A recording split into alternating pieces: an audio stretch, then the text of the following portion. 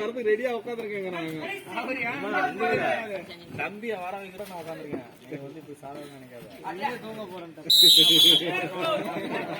இப்ப வீட்டுக்கு போறாங்க முடிவு பண்ணிட்டாரு. தம்பி வராங்க. செல்ல காணுங்களா?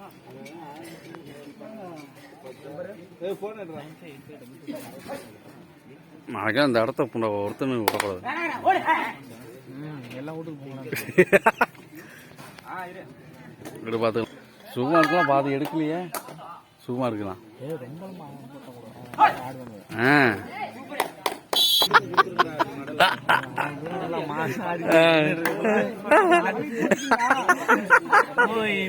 அதேதான். ஐயோ ஐயோ செக்க சிரிப்பா போச்சு. மூணாவது எத்தனை